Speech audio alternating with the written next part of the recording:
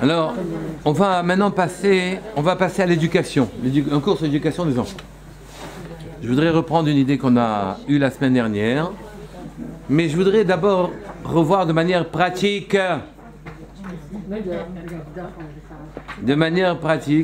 oui, les choses. On a dit, il faut apprendre, on doit éduquer un enfant, les filles d'Arco, d'après son derech. Derech, entendez, d'après son mazal, d'après sa nature. Et vous ne pouvez pas avoir envie que ce soit comme ça ou comme ça. Vos desiderata, eh ben, c'est pas ça qui compte. Ce qui compte, c'est la nature de l'enfant, la problématique qu'il pose et la manière dont je vais réagir vis-à-vis de lui. D'accord? Mais encore faut-il identifier les qualités, les défauts d'un enfant. Et c'est pas facile. Et c'est ça qui nous avait préoccupés. Je voudrais passer par une parenthèse. Vous voyez que Yaakov Avinu, dans Parashat Vaïchi, il a fait une bracha à chacun de ses enfants. Et la bracha n'était pas du tout la même en fonction de l'enfant. Elle n'avait même rien à voir. D'ailleurs, on a assisté à une scène dans laquelle il a béni Ephraim et Menaché, oui, et à ce moment-là, il a Sikel et Yadav, il a croisé les mains. Et il a mis la main droite sur Ephraim et la main gauche sur Menaché, et Yosef, Shmuel, Yosef a été gêné, parce que l'aîné c'est Menaché, et le cadet c'est Ephraim, la main droite, elle aurait dû être sur l'aîné, oui, et donc Yosef c'est insurgé. Il lui a dit non, c'est pas ça. Et Yaakov lui a dit Yadoua bni Yadoua, Yadati bni Yadati. Je savais mon fils, je sais ce que je fais. Oui, ne t'inquiète pas. Il dit lui, il est le grand. Et donc, il a mis la main droite non pas sur l'aîné en âge, oui, il a mis la main droite sur celui qui devait grandir. De là, j'apprends ici deux choses. D'abord que les parents ont des désirs et ont une idée de l'éducation des enfants. Et que l'idée que les parents se font des enfants est erronée. Oui, Yosef s'est trompé. Oui, il fallait bénir de la main droite son cadet et de la main gauche son aîné. Oui, et pas l'inverse. Lui, il aurait préféré la main droite pour l'aîné. Donc il a eu une idée de son aîné. Il voulait en quelque sorte réparer quelque chose qu'il ne devait pas réparer. Mais j'apprends un derrière au passage. Yaakov, il a donné la bracha. Par bracha, entendez abondance, aide. Donc l'éducation, c'est de faire évoluer ce qui existe déjà. Ce n'est pas de soutenir et de créer ce qui n'est pas, oui, c'est de faire évoluer ce qui existe déjà. La bracha de Yehuda, elle est en rapport avec les qualités et les défauts de Yehuda. Oui, la bracha de Yosef, elle est celle qu'elle doit être. La bracha de Ephraim, elle est celle qu'elle doit être, et celle de Menaché, celle qu'elle doit être. Donc vous voyez qu'ici, la définition d'une bracha, et donc la manière dont il faut s'occuper d'un enfant, c'est de s'occuper de développer ses qualités, autant que faire se peut, et d'essayer de neutraliser les défauts, autant que faire se peut. Et pas d'injecter et d'investir dans la diminution des défauts, mais d'investir profondément dans le développement des qualités. La bracha qui a été donnée par Yaakov à chacun de ses enfants est en train d'insister là-dessus. Le fait qu'il n'ait pas suivi le désir de Yosef en tant que père sur ses enfants, ça montre encore une fois qu'on ne fait pas ce que l'on veut, on fait ce que l'on doit faire pour chacun des enfants, les filles d'Arco. Alors naturellement, pour Yaakov, ça ne posait pas trop de problème de savoir quelle était la nature de l'enfant. Mieux que ça, quel était le derrière, parce que dans le derrière, vous avez et la nature, et la vie qu'il va vivre, le chemin qu'il va prendre, d'accord? Nous, on est peiné, mais on n'est pas capable de savoir ni qui est en face de nous, ni même quel chemin l'enfant va prendre, d'accord? En tout cas, j'apprends au moins une chose, c'est que je dois développer les qualités de l'enfant et neutraliser ses défauts plutôt que de brimer ses défauts, de les empêcher, etc. et de laisser tomber ses qualités. Il faut développer les qualités de l'enfant, d'accord? Donc, donc ici, les rêves des parents, les parents rêvent que leur enfant soit ça et ça. Il soit médecin ou avocat, il soit talmid chacham, il soit ingénieur, les rêves des parents, c'est rien du tout. Oui. Les rêves éveillés sont plus dangereux que les rêves endormis. Parce que quand on est endormi, il n'y a pas de nafkamina, il n'y a pas de différence pratique. Tandis que quand on est réveillé, on agit en fonction de nous-mêmes, de nos envies à nous. C'est ça que je voulais vous dire. Faites attention de ne pas vous mettre au milieu du destin d'un enfant, de ne pas contrarier le derrière d'un enfant. Oui, on aura beaucoup de mal, mais on peut savoir déterminer la mida personnelle qui est en exergue chez un enfant. Et la mida personnelle, c'est pas ce que je crois ou ce que j'ai envie. Oui, la qualité personnelle, c'est la sienne. Et donc, il faut regarder et observer. Donc, il faut observer de manière être un observateur neutre, totalement neutre, et essayer de repérer l'amida. Car l'amida, la caractéristique d'un enfant, c'est quasiment sa ligne directrice. Oui, et c'est là-dedans que vous avez une indication extrêmement précieuse, oui, sur ce qu'il va être, oui, et je vais vous le dire, et je vous dirai le contraire tout à l'heure, ce qu'il va être, parce que lui, avec sa mida particulière, il va appréhender l'existence d'une certaine manière, et la manière qu'il aura d'appréhender l'existence va déterminer son existence, oui ou non? Je vous dirai exactement le contraire la semaine prochaine, dans le cours, juste après, d'accord? Vous pourriez fermer les portes. Donc, il faut la repérer. Il faut repérer l'amida, il faut l'attraper, il faut repérer ce qui fait la personnalité d'un enfant, d'accord? Et à ce moment-là, vous aurez une idée du chemin que cet enfant va parcourir et vous pourrez à ce moment-là l'aider à parcourir ce chemin-là, d'accord? Et à ce moment-là, l'enfant arrivera à se réussir. Donc ici, à la base, on a tous des qualités et des défauts. Et il est absurde de dire qu'on ne peut pas changer sa nature. Je n'ai pas dit que c'était facile. J'ai dit que c'était possible. Oui, même un âme sauvage peut devenir un homme. D'accord? Nous, on doit accepter. On ne peut pas vivre une épreuve, on ne peut pas vivre une donnée si on n'accepte pas qui on a en face de nous. L'enfant qu'on a, il est ce qu'il est. Il n'y a pas moyen de faire autrement. Il n'est pas ce qu'on veut. Il n'est pas ce qu'on voudrait. Il est ce qu'il est. Et à partir du moment où il est ce qu'il est, oui, je prends ça comme point de départ. Et c'est ce point de départ qui me permettra, en déroulant les chevaux, d'arriver à l'aider. C'est que comme ça que ça marche, d'accord? Et il faut travailler. Il faut identifier, il faut travailler. Mais je voulais, avant de continuer, reprendre notre propos là où on l'avait laissé la semaine dernière. On a dit qu'on doit éduquer l'enfant, le fidarko, d'après son derrière. Dans le derrière, oui, on entend qu'il ne faut pas contrarier sa nature, mais dans le derrière, il y a quelque chose de plus. Il ne faut même pas contrarier en quelque sorte son destin. Et alors vous allez me dire, mais attendez, moi je ne connais pas la nature de mon enfant, et je connais encore moins le chemin qu'il va prendre. Oui. Et donc je vais quoi faire? Qu'est-ce que je dois faire?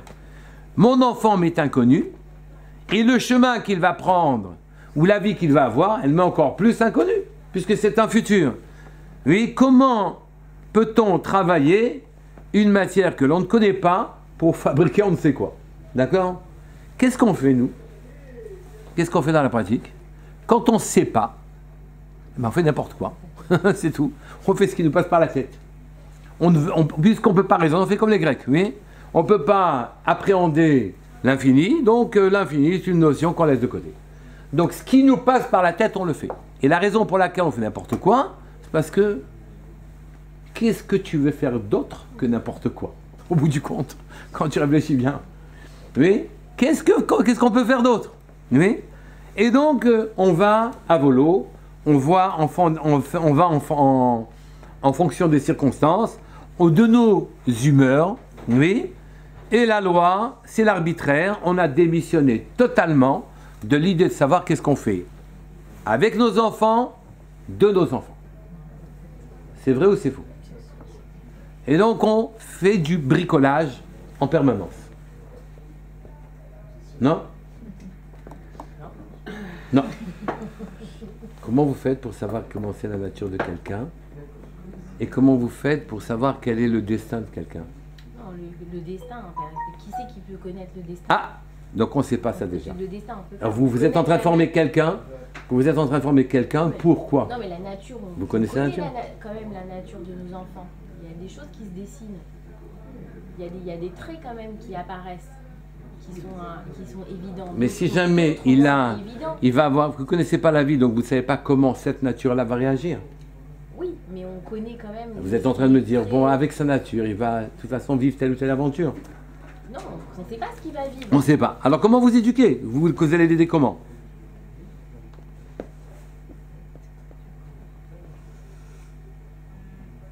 On fait ce qu'on pense être bon voilà, pour c'est bien ce que je dis. Ce qui nous passe par la tête, maintenant, au moment où ça arrive, on le fait. Puis casse un verre, alors on crie. Il est mal poli, alors on bouscule. On fait... on réagit. Oui. En fonction de quoi et pourquoi et vers quoi, on ne sait pas. D'accord? Comment fait-on? On se replie alors vers les livres. Oui, on va voir les livres d'éducation. Et les directions disent il faut faire ci, il faut faire ça, et etc. Donc, les livres d'éducation vous dessinent un enfant. Je vous donne une idée personnelle. Un enfant type, oui. Un enfant type, oui. Et il vous propose une éducation type, oui. Donc, suivant l'air du temps, ils vous jouent le violon, la mélodie de l'époque. Faut ceci, faut pas cela, faut faire ceci, faut pas faire cela, faut surtout pas ceci, surtout pas cela. En fonction de quoi? C'est qui le gosse qu'on a en face de nous? Et pour quel destin? Oui. Et donc, après avoir défini un enfant type, modèle, oui, alors on a une éducation type, modèle, et nous on devient des parents type, modèle. C'est-à-dire aucun rapport avec l'enfant, avec la route qui va suivre, où on va, d'accord? Et devant une référence aussi générale que celle-là, qu'est-ce que vous faites? On démissionne. Ou plutôt, on met un vernis, ça c'est pour la parlotte, mais dans la pratique, oui, eh ben, on aura toujours le même réflexe quand il cassera le verre. C'est tout, on criera, c'est terminé. On ne sait plus quoi faire. Donc voilà, la problématique, elle est claire. Comment vous faites chez vous? On fait. D'accord? Quand je dis j'achète, j'achète. Quand je dis je vends, je vends. Quand je dis je donne, je dis. Et donc, ici, le problème n'est pas finalement réellement de se faire obéir, mais ou à quel prix on doit se faire obéir, est-ce qu'on doit frapper, pas frapper, crier, pas crier, brimer, pas brimer, mais c'est qu'est-ce que je fais avec mon enfant et de mon enfant. Ça le vrai problème, d'accord? Et cette situation nous apparaît apparemment insoluble. Pourtant, on va reprendre les fils de pensée. On décide sans avoir de référence avérée, on décide sans savoir où on va. En vérité, vous partez d'un principe que tout ce qui arrive et tout ce que l'on fait, ce serait aussi du hasard. Eh bien, détrompez-vous. Tout ce qui vous arrive d'une manière générale est parfaitement calculé en fonction des personnes. Oui. C'est-à-dire qu'en vérité, l'éducation, ce n'est pas quelque chose qui se réfléchit, c'est quelque chose qui se vit. Vous allez, en vivant correctement avec votre enfant, si vous vivez correctement avec l'enfant, découvrir qui il est et où il va. Comment ça? Comment ça marche?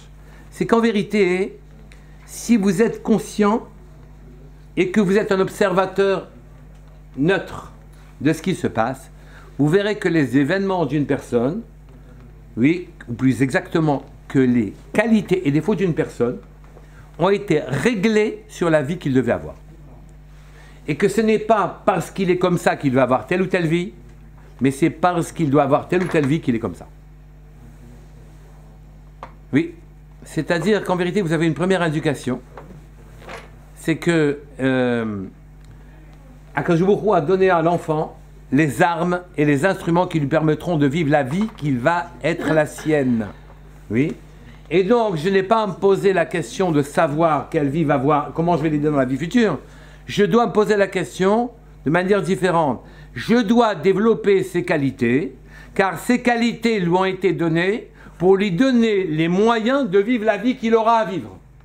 Tout est bien calculé.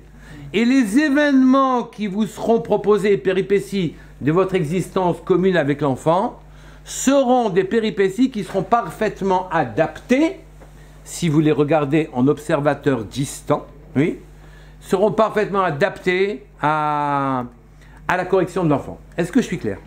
Mais ça veut dire Oui qu'il y a ou non? le libre arbitre Non. Hein? Et le libre arbitre dans sa vie? Eh bien, il a le libre arbitre. Il a des qualités qui vont lui offrir tel et tel destin. Il peut faire bien ou faire mal. C'est un libre arbitre. Il peut être un bandit ou il peut être un chorette. Il peut être un homme sanguin ou peut être un chirurgien. Il peut être un avocat ou il peut être, je sais pas, il fait ce qu'il veut. Avec l'avocat, c'est différent. Oui, Il est éloquent. ouais. Et donc, vous voyez que les qualités qu'il a reçues, en vérité, déterminent déjà son nature. Au moins, vous comprenez le mot d'arco, son chemin, qui contient à la fois une idée du chemin qu'il va parcourir et en même temps sa nature lui elle-même. Et en vérité, tout est inscrit. Comment on arrive à parvenir à justement palper cette nature? Parce que chez un enfant, c'est souvent caché au travers de bêtises, de machin, le verre qui se renverse. Faut le regarder. Non, alors justement. Comment on arrive à mettre de côté tout ça et à trouver finalement la Mida, le truc qui le caractérise, et pour essayer justement d'avoir l'indice qui nous permet d'avancer? Oui, je vais vous donner la première règle d'abord, c'est d'observer de manière neutre. C'est-à-dire, il a cassé le verre, si je commence à me dire il a coûté tant, et c'était le dernier exemplaire du verre de ma mère, ou bien c'était je ne pourrais plus les mettre à table parce que les 5 autres, on est 6, ça va être dépareillé. Alors si c'est ça votre première réflexion, qui est pas bête du tout, hein, mais c'est après réflexion, à ce moment-là, vous allez régler ce problème-là en fonction de mon regard à moi. Or, on doit se poser la question, le verre il est cassé, le verre cassé, c'est pas plus grave que ça. Et puis il a eu peur déjà là. Oui. Qu'est-ce que je fais? Regardons lui, ses réactions, où il en est, est-ce qu'il est content, il n'est pas content, il rit pas, il a peur, il n'a pas peur. Est-ce qu'il l'a jeté exprès? Est-ce qu'il a été inattentif, étourdi? Si je le punis maintenant pour son étourdissement, parce qu'il est étourdi, je ne vais pas changer, c'est sa nature. Donc je suis obligé de comprendre l'enfant en étant moi-même pas une donnée. Je suis un observateur neutre. Donc je me calme, je ne réponds pas. Je vous ai dit la dernière fois que Ravi Lupian, quand il a vu que son fils avait fait une grosse bêtise, il a attendu 2 semaines de se calmer complètement avant de prendre des mesures. 2 semaines, de manière à ce que les mesures soient neutres. Déjà les 2 semaines pour le fils, c'est dur. C'est très dur. Donc voilà, ici, ce que je voulais vous montrer premièrement, c'est que les qualités de la personne, les qualités de l'enfant, sont les qualités qui sont parfaitement adaptées au chemin qu'il va suivre. Donc c'est le contraire de ce que je vous disais tout à l'heure. Nous, on croit que c'est parce qu'il est comme ça et comme ça qu'il va avoir telle ou telle vie. Non, c'est pas du tout. C'est parce qu'il doit avoir telle ou telle vie qu'il a déjà les qualités intrinsèques qui lui permettront d'affronter sa vie, ou en bien ou en mal. Mais par exemple, le fait qu'il soit étourdi, nous, en tant que parents, on se doit quand même de l'aider parce qu'il y a un social. C'est-à-dire que s'il se retrouve à la yeshiva demain, etc., qu'il est étourdi, je n'ai pas dit qu'il ne faut pas l'aider. Ça va être dur pour lui de... Non, mais je n'ai pas dit qu'il faut l'aider, mais l'aider, si jamais j'ai 2 manières de prendre l'étourdissement, soit je le punis, parce que moi, ça m'a affecté, et j'ai perdu le 6e verre, oui, ou bien je me dis, qu'est-ce que je fais devant un étourdi? C'est pas mon fils et c'est pas mon verre qui est tombé par terre. D'accord? Qu'est-ce que je fais devant un étourdi? Si je pose là cette question, à ce moment-là, j'ai déjà des chances d'y répondre plus correctement. Donc, observation neutre. Mais je vous ai dit autre chose.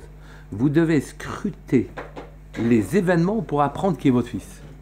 C'est en vérité, Akadosh Baruch Hu vous révèle très gentiment depuis en haut, au travers des événements qu'il vous propose et des péripéties de l'existence, il vous permet de mettre en évidence qui vous avez en face de vous. Donc, regardez bien. Vous n'avez pas besoin de chercher beaucoup, vous n'avez pas besoin d'être navi ou prophète pour pouvoir savoir qui sera votre fils, oui? regardez ce qu'il arrive. Et si ça nous plaît pas? Ah, c'est ça le vrai problème.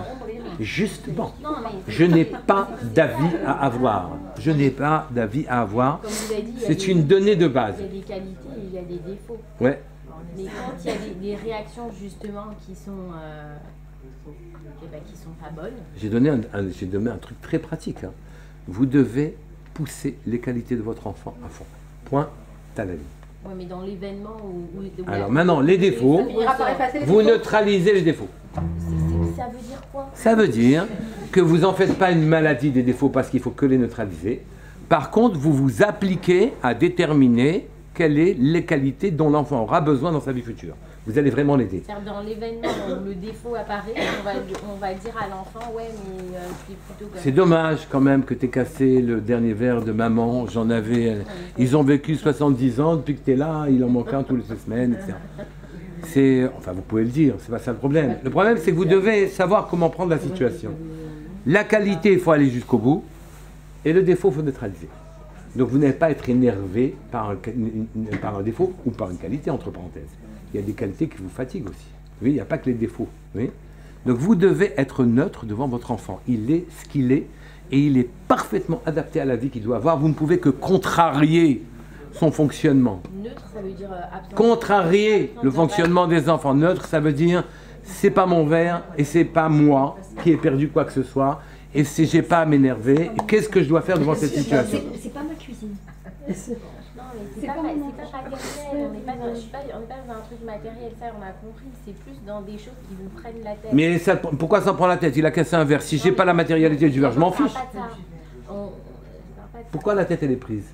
Bah parce que justement, c'est quelque chose... Ça m'énerve qu'il soit étourdi. Non, par exemple, vraiment une mauvaise mida. Mais une mauvaise mida, hein. La personnalité de l'enfant, encore une fois, je dois développer ses qualités, neutraliser ses défauts. Je ne dois pas casser ses défauts et laisser tomber les qualités. Moi parler, aussi, vous parlez à long terme sur un travail de fait. Elle vous dit, je suis devant un événement, j'ai un problème, qu'est-ce que je fais? Un enfant, il est colérique, un enfant, il C'est frappe, ça qu'on un enfant, il y a des choses graves qui se passent, il y a une pression sociale de l'école, etc. Nous, comment on gère la situation? On ne peut pas arriver et faire semblant de rien, c'est pas les Alors d'abord, on ne commence pas par critiquer l'enfant qui a une nature naturellement. Premièrement. C'est pas une nature, un enfant, Si, il si, a toujours un jour mentir. Non, il a une Il faut nature. le cadrer pour que ce soit la dernière fois. Non, ça ne peut pas cadrer.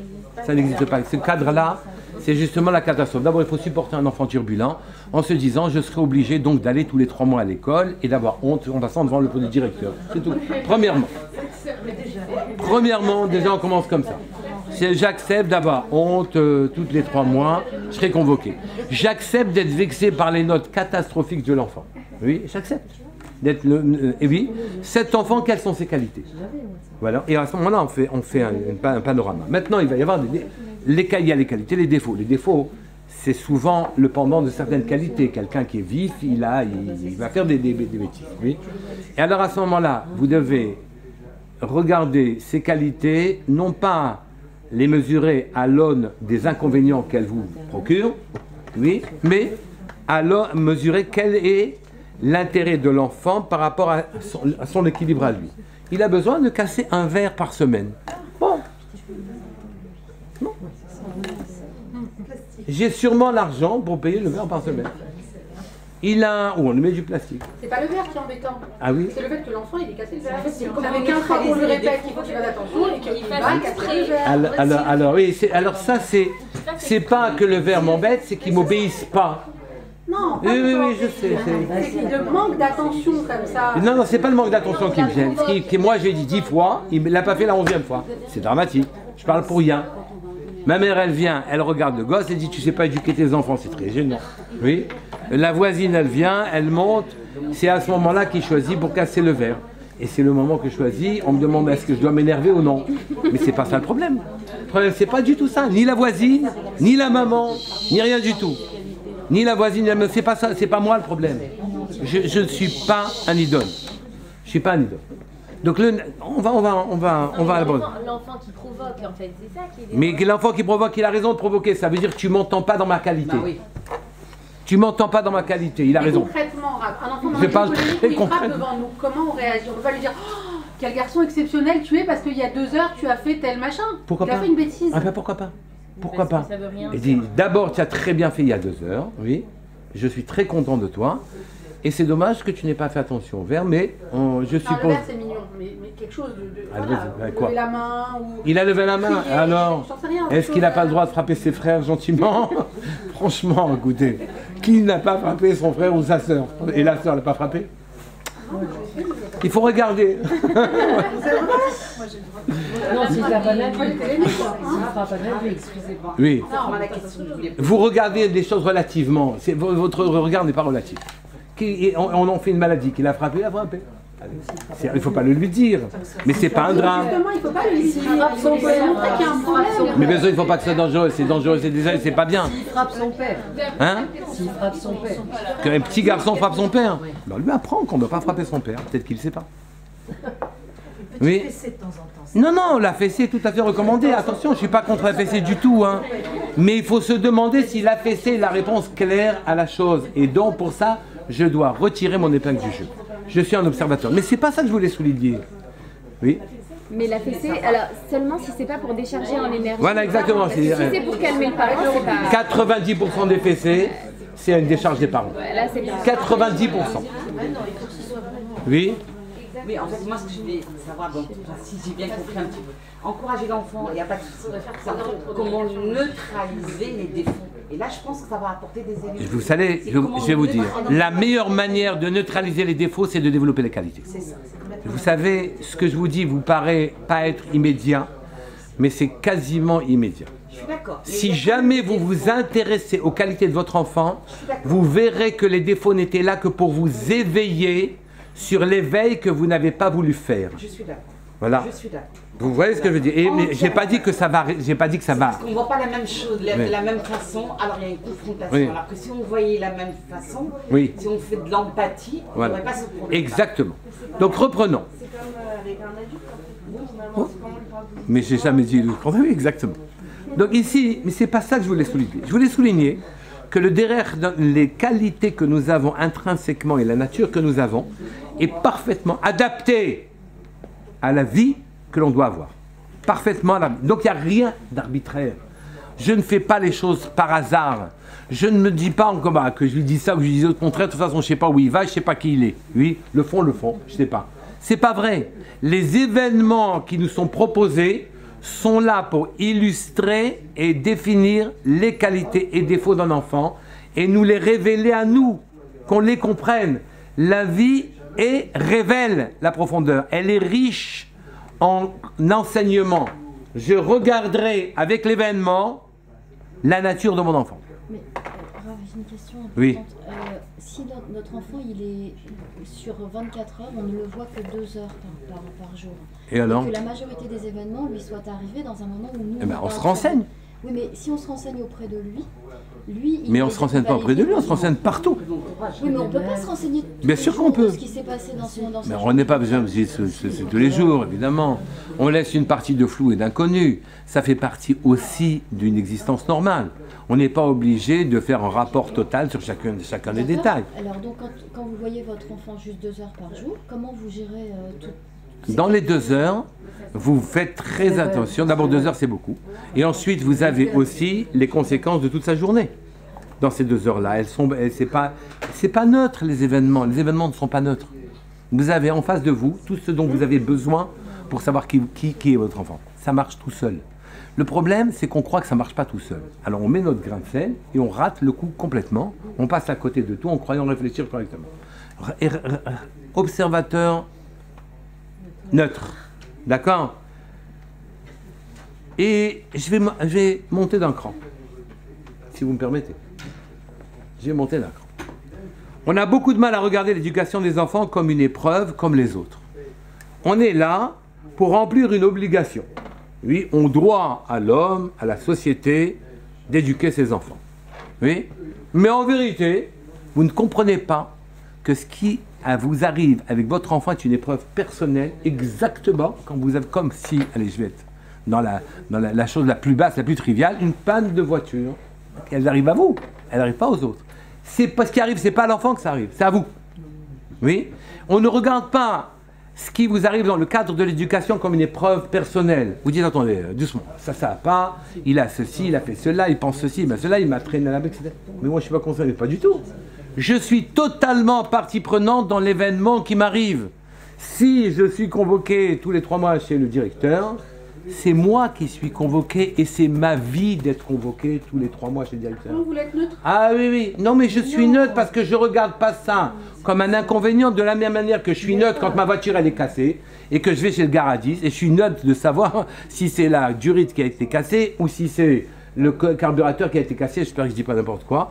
Et donc, je suis neutre. Je m'en fiche si c'est ça ou c'est ça.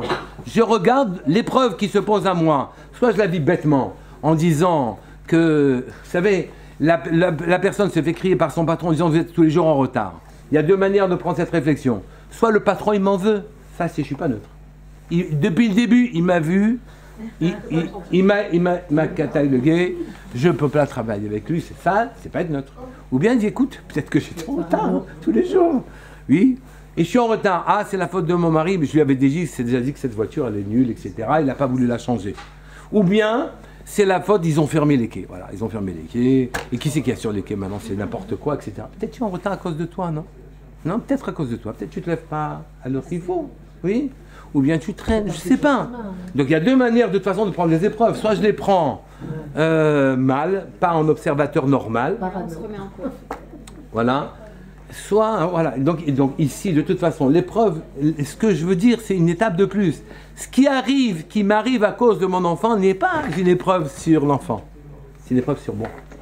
Je dois aller tous les 3 mois, je suis programmé là-haut pour aller tous les 3 mois chez le directeur. Je dois me demander ce que je dois faire avec le directeur. Peut-être que je dois faire une affaire avec lui.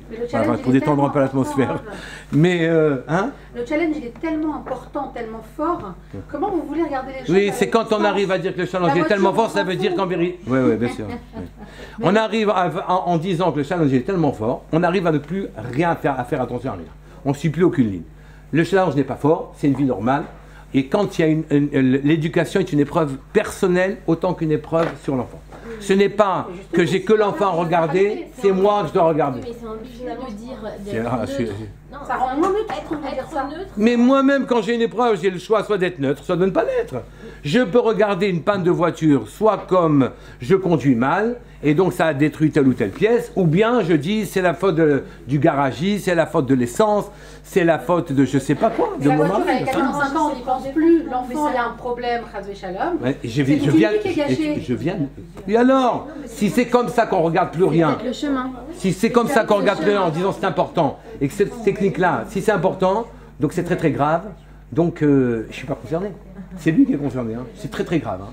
Et donc à partir de ce moment-là, j'ai pas à me réformer moi, parce que c'est pas une épreuve sur moi en disant c'est très très grave, ça va pas du tout. C'est une épreuve personnelle. C'est moi le problème. C'est moi le problème. Les événements, c'est un couple qui provoque les problèmes d'éducation, les parents avec les enfants et les enfants avec les parents.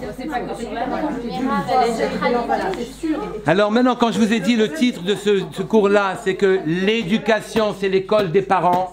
C'est qu'en vérité, l'éducation, c'est pour de vrai l'école des parents. Donc il faut trouver ses propres midos. Exactement. Alors en vérité, si vous... Alors vous allez me dire, mais attends, je suis quand même convoqué chez le directeur tous les 3 mois parce que l'enfant, il fait des bêtises. Et j'ai dit non, pas du tout. Aucun événement n'est neutre. Si je suis tous les 3 mois chez le directeur, c'est que je dois être tous les 3 mois chez le directeur. Mais c'est le problème du père et de la mère. Bien sûr. Enfin, pas que de la Ah mère. non, évidemment. Ouf, on partage la responsabilité, on est... On y va doucement là. J'ai pas compris, je vois pas ce qui se cache derrière. C'est qui a dit? À quel moment? 55 ans. Mais quand un enfant, Chazvé Shalom, est handicapé, Oui. c'est le maximum de l'épreuve, justement, elle est pour les parents. Ça, c'est un autre dossier. Oui, donc, Écoutez, ça veut dire que... c'est pas ça. Non, L'éducation. c'est si, parce que au maximum de l'épreuve pour les parents, c'est le handicap de l'enfant. Or, si on pensait qu'il y a un petit handicap chez l'enfant de telle ou telle façon... Oui, oui, là, ici, effectivement, oui. Oui, c'est ça l'idée. Écoutez, je vais vous dire différemment. C'est l'épreuve des parents. Là, on le voit bien. Là, dis-toi que même... On a dit à propos du sacrifice, l'Akedat Yitzhak, C'est pareil. à propos de l'Akedat Yitzhak, on a dit que c'était l'épreuve de Abraham. Mais aussi d'Isaac, les deux. Bien sûr. Mais on a dit que la 10e épreuve, le sacrifice d'Yitzhak, oui, c'était une épreuve pour... Yitzhak. Mais non. Abraham. Abraham. On parle. Ah, non, j'ai pas entendu votre question. Abraham. Donc, oui, la dernière. On dit que c'est la 10e épreuve d'Abraham. Oui. Quand on vous dit que la Torah a été donnée aux Juifs et que, vu qu'ils avaient fait des bêtises, la Hachem a demandé un garant, on a dit les garants c'est les enfants. Et on a dit attention, pourquoi si on ne fait pas la Torah, alors pourquoi les enfants, qu'est-ce qu'ils ont fait de mal? Oui. Et vous pourriez répondre déjà maintenant, à ce stade-là, vous pourriez répondre, si les enfants sont là, non pas pour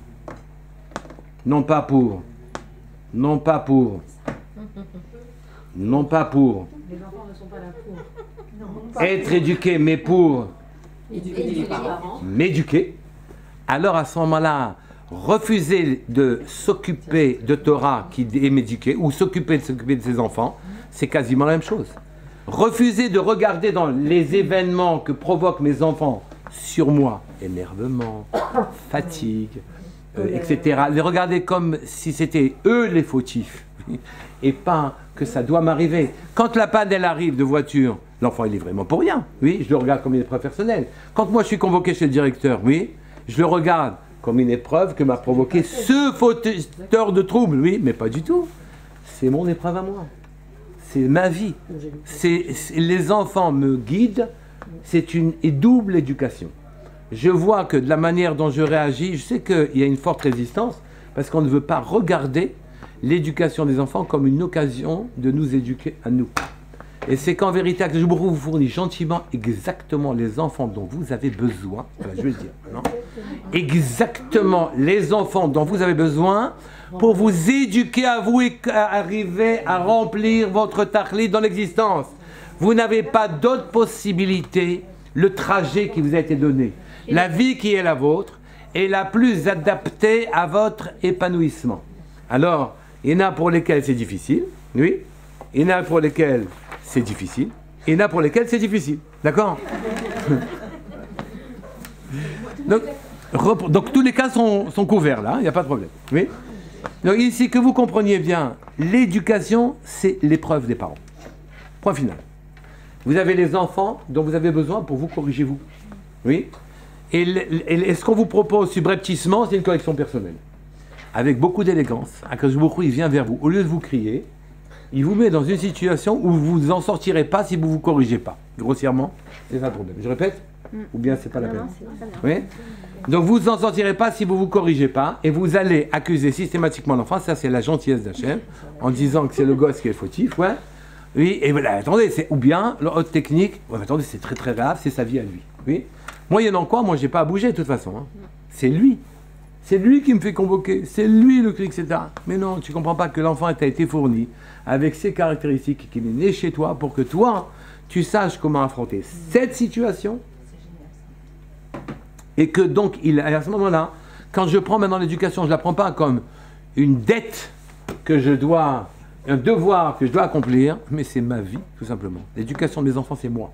Si je ne m'entends pas avec eux, ou si je ne réussis pas dans l'éducation, c'est de ma faute à moi, et pas de la faute à eux qui sont particulièrement durs ou particulièrement bizarres. Oui, c'est de ma faute à moi. Ce qui m'est fourni comme enfant, c'est exactement adapté, comme tout ce que j'ai dans la vie.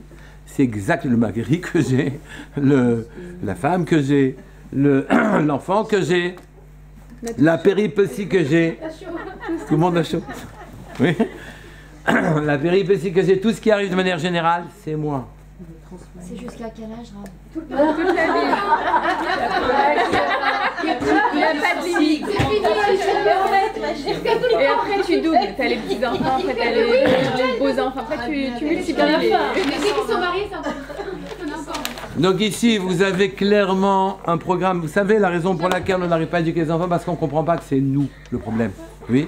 Et que c'est une épreuve qui nous est proposée pour vous faire passer subtilement dans un canal que vous n'auriez pas pris autrement.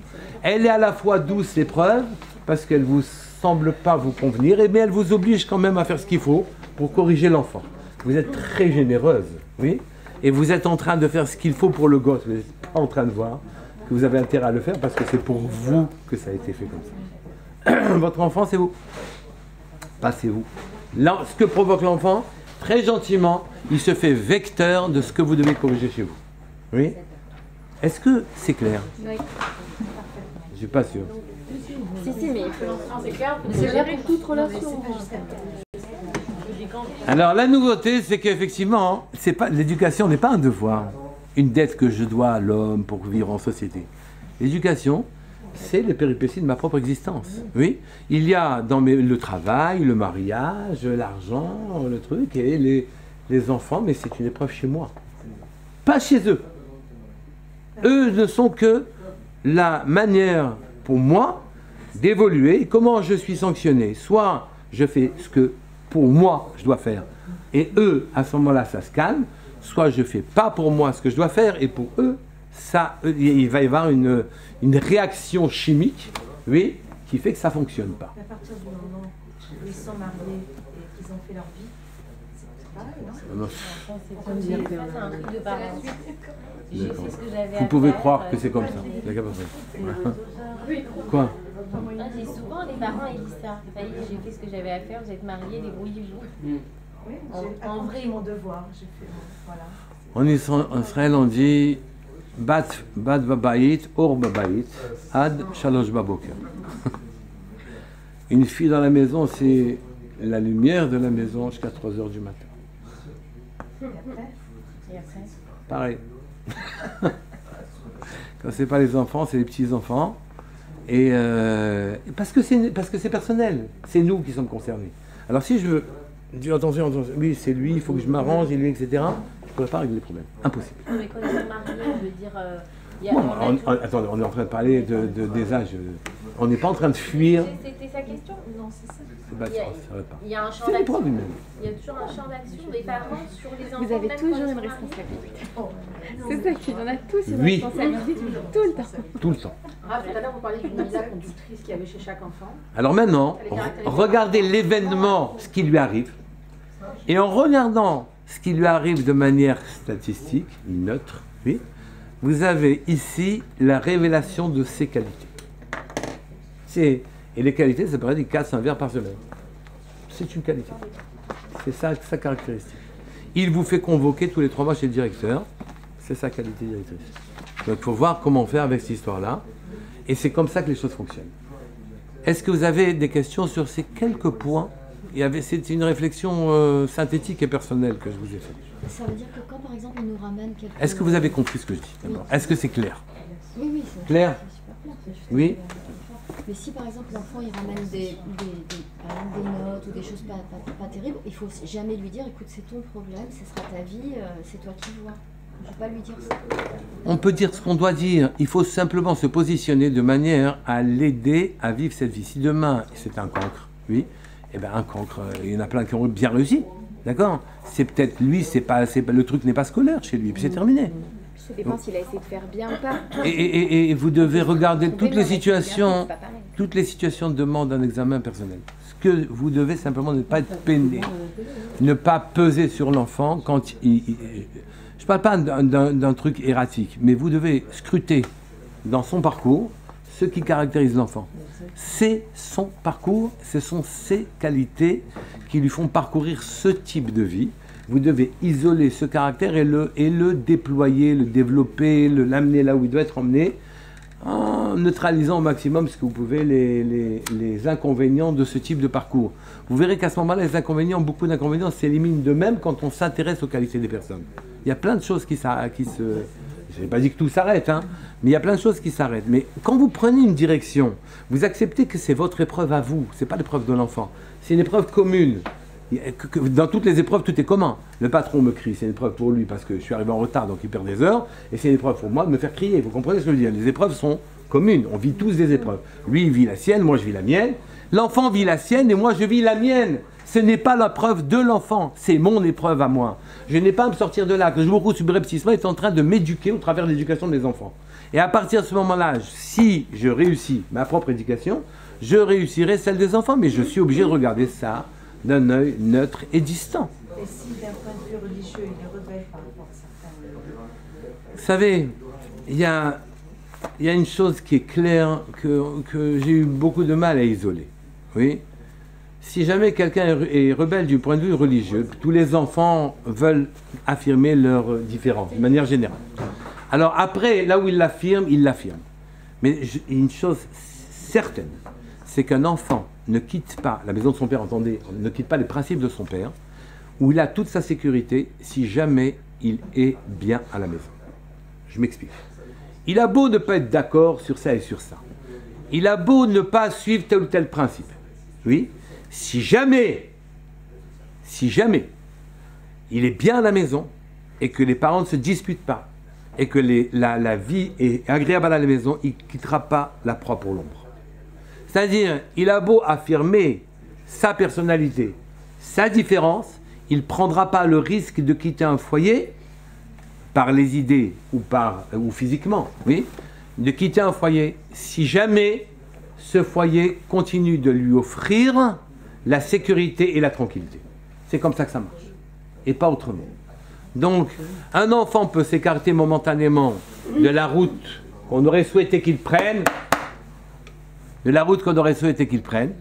mais sachez qu'il ne vous quittera jamais si le cocon familial est bon. Donc, on regarde les enfants sans se préoccuper d'eux, la plupart du temps. Il y a nos problèmes et le problème des enfants, mais pas du tout. C'est des problèmes généraux. Donc, si jamais on dit, attends, je me suis disputé avec mon mari, il y a des disputes tout le temps, etc., mais ça n'a rien à voir avec l'enfant, pas du tout. L'enfant est très affecté par l'antre, le climat, l'abri dans lequel il vit. Et si jamais l'abri ne lui offre pas les qualités qu'il doit lui offrir, alors à ce moment-là, vous pouvez craindre, oui, énormément sur son avenir.